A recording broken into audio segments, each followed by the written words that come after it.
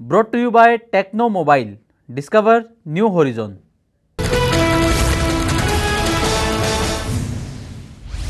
माझ्या मंत्रिमंडळातल्या कुणालाही चुकीचं काम करू देणार नाही, मी त्याला रोखण्याचं काम करेन. मुख्यमंत्री देवेंद्र फडणवीसांचं वक्तव्य. शरद पवार जय पराजयाचा विचार न करता सातत्याने काम करत आहेत. या वयातही पवार साहेब काम करतात. मुख्यमंत्री फडणवीसांकडून पवारांचं कौतुक.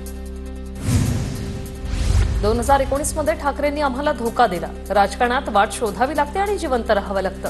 ज्यांना बरोबर घेऊन पुढे जाऊ शकत होतो त्यांना घेऊन पुढे गेलो. एक्सप्रेस अड्ड्याच्या मुलाखतीत मुख्यमंत्री फडणवीसांचं वक्तव्य. वैष्णवीचे नको त्या व्यक्तीसोबत संबंध होते. समोरच्या व्यक्तीनं नकार दिला असेल म्हणून आत्महत्या केली असेल.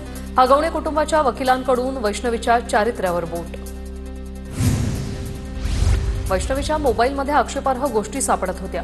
वैष्णवीच्या कुटुंबियांना याची जाणीव करून दिली होती. हगवणे कुटुंबियांच्या वकिलांची माहिती. 2023 मध्ये लग्न झाल्यानंतर वैष्णवीची प्रॉपर्टी माहेरच्यांनी बिल्डरला विकली. हगवणेंच्या वकिलांचा आरोप, तर हुंडा देण्यासाठी ॲडव्हान्स पैसे घेतल्याने जमीन विकावी लागली. वैष्णवीच्या वडिलांचं स्पष्टीकरण.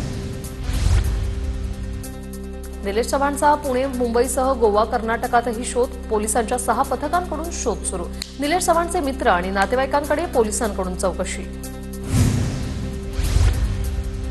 वैष्णवी हगवणे आत्महत्या प्रकरणात निलेश चव्हाणच्या मालमत्ता जप्त होणार. कोर्टाची परवानगी मिळताच स्टँडिंग वॉरंट बजावण्यात येणार. पोलिसांची माहिती. मालमत्तेची माहिती एकत्रित करून जप्तीची कारवाई केली जाणार.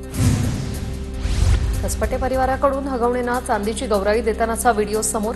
लग्नात हुंडात कसपटे परिवाराने 7.5 किलो चांदी दिली होती.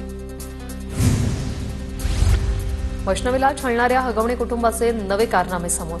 हगवणेंनी पिस्तुलाच्या परवान्यासाठी वास्तव्याचा खोटा पत्ता दिला होता. निलेश चव्हाणच्याही पिस्तूल परवान्याची चौकशी सुरू.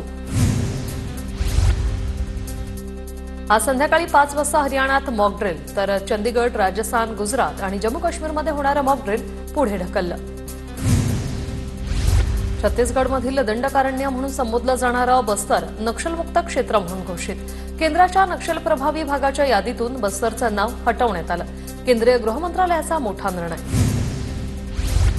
अभिनेता डिनो मोरियाची पुन्हा 6 तास चौकशी. मिठी नदीतील गाळ उपशातील भ्रष्टाचार प्रकरणात चौकशी करण्यात आली.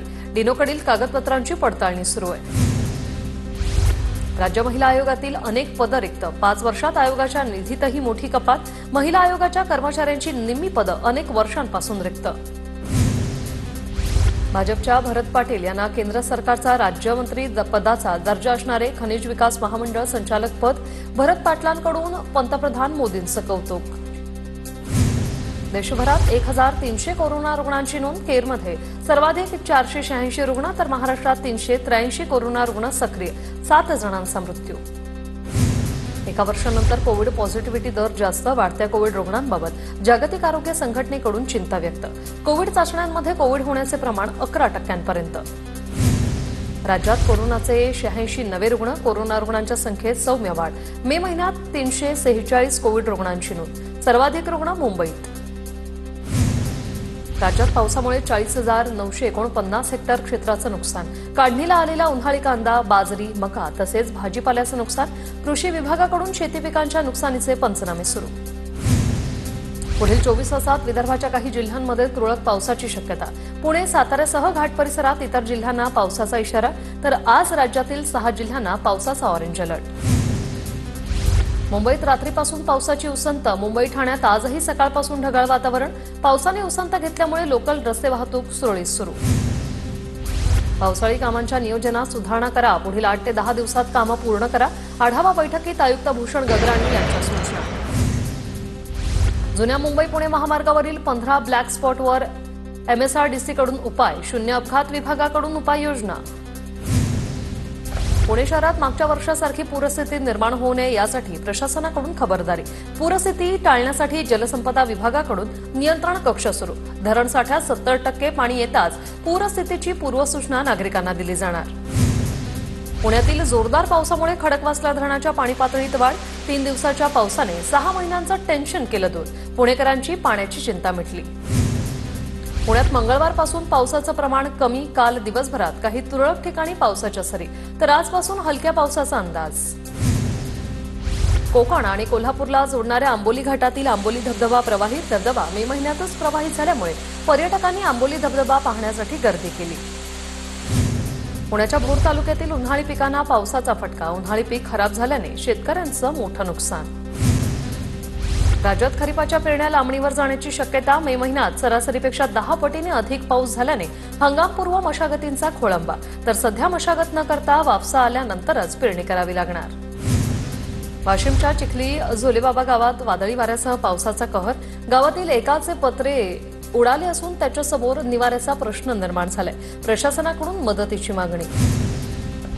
बुलढाण्याच्या संग्रामपूर तालुक्यात पावसामुळे प्रचंड नुकसान. वादळी वाऱ्याने अनेक घरांची पडझड. घरांवरील 3 पत्रे उडाल्याने अनेकांचे संसार उघड्यावर. नाशिकच्या इगतपुरी तालुक्याला पावसाचा तडाखा. मे महिन्यात झालेल्या पावसानं शेतीचं नुकसान. शेतातील काढणीला आलेल्या पिकांचं नुकसान. सततच्या पावसामुळे लासल गावातून वाहणारी शिवनदी प्रवाहित. तर सांडपाणी शिवनदी सोडल्यानं पाण्यात पांढरा फेस तयार झालाय. अकोल्यात वादळी वाऱ्यामुळे तुटलेल्या तारांची जोडणीचं काम 3ऱ्या दिवशीही सुरू. गेल्या 3 दिवसांपासून लाईट नसल्याने अनेक ठिकाणी अंधार. वीज जोडण्यासाठी महावितरणच्या कर्मचाऱ्यांकडून दिवस-रात्र प्रयत्न.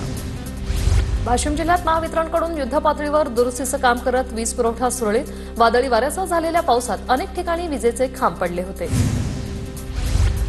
इगतपुरी तालुक्यात पावसाचा धुमाकूळ. वेळेआधी पाऊस दाखल झाल्याने पिकं धोक्यात. शेतकऱ्याचे मका आणि भाजीपाला पिकाचं नुकसान.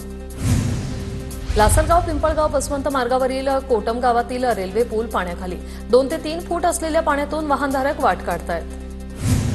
मराठवाड्यात सर्वाधिक जालना जिल्ह्यात पावसाची नोंद. परतूर आणि बदनापूर तालुक्यात ढगफुटी सदृश्य पाऊस. जिल्हाधिकाऱ्यांकडून नुकसानीचे पंचनामे करण्याचे आदेश. बेडच्या येळंब घाटामध्ये सलग 10 दिवसांपासून सुरू असलेल्या पावसामुळे काकडी पिकाचं नुकसान. नुकसानीचा पंचनामा करून भरपाई देण्याची शेतकऱ्यांची मागणी. बेडच्या पिठ्ठी गावात वादळी वाऱ्यासह झालेल्या पावसामुळे आंब्याच्या बागांचं मोठं नुकसान. आंबा बागायतदार शेतकरी आर्थिक अडचणीत. Brought to you by Tecno mobile. Discover new होरिझॉन.